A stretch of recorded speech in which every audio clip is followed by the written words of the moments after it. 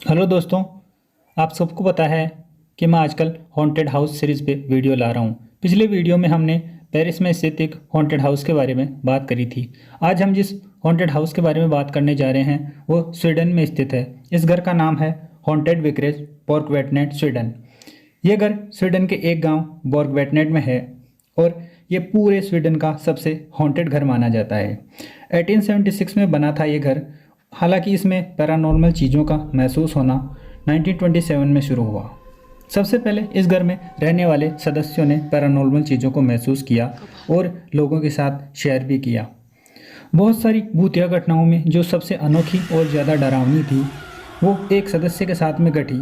वो एक दिन अलमीरा में अपने कपड़े रख रहा था।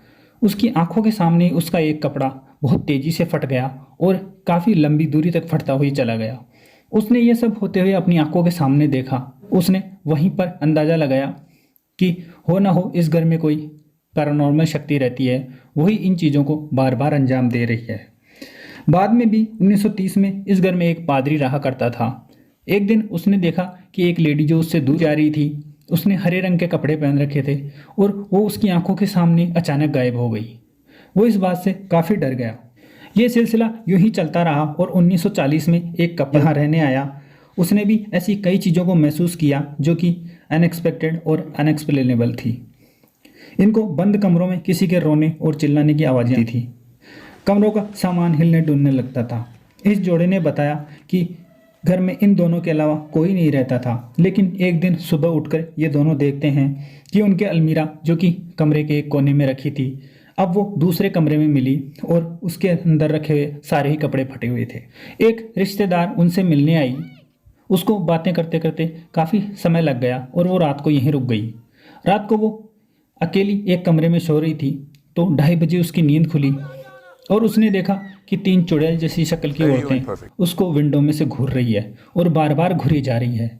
उसने घबरा करके लैंप जलाया तो देखा कि वो अभी भी वहीं खिड़की पे है और बार बार उसको घूर के मुस्कुरा रही थी। वो चिल्लाकर लोगों को इकट्ठा करना चाहती थी लेकिन उसके मुंह से आवाज़ ही नहीं निकल पा रही थी। ऐसा लग रहा था जैसे किसी ने उसको पकड़ लिया। थोड़ी देर बाद में पलक झपकते ही वो तीनों औरतें अचानक से गायब हो गई और अब उसने महसूस किया कि उसकी आवाज़ भी नॉर्मल हो गई है। ये सिलसिला काफ़ी दिनों तक यूं ही चलता रहा।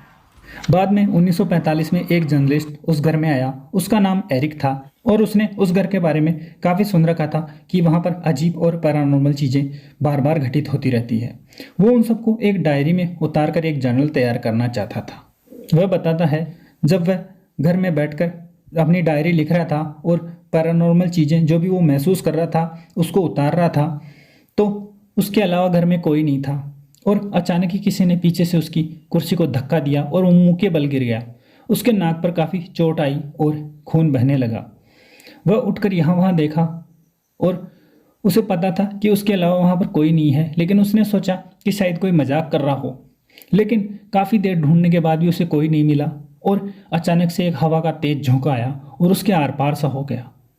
उसे काफ़ी डर लगने लगा और वहाँ से भाग गया और उसने उस घर में कभी नहीं आने की कसम भी खा ली। आज जो उस घर का मालिक है उसने अब उस घर को पब्लिक गेस्ट हाउस में बदल दिया है और उस घर को देखने काफ़ी सारे लोग जाते हैं।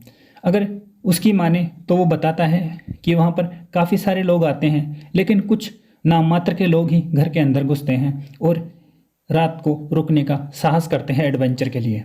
यदि कोई व्यक्ति एक रात उस घर में रुकने की हिम्मत दिखाता है और पूरी एक नाइट वहीं पर रुकता है, उसे एक ओवरनाइट स्टे सर्टिफिकेट दिया जाता है। दोस्तों, जो मैंने आपको इस घर के बारे में बताया वो एकदम सच्ची घटना है। आप बताइए, क्या भूत एग्जिस्ट करते हैं वाकई में, या फिर ये लोगों का भ्रम है, या फिर कुछ लोग यूं ही बेवकूफ़ बनाने के लिए ड्रामा रचते हैं? हमें कमेंट के ज़रिए ज़रूर बताइए और आपको वीडियो अच्छी लगी हो तो सब्सक्राइब कर दीजिएगा और साथ ही लाइक और शेयर भी कर दीजिएगा।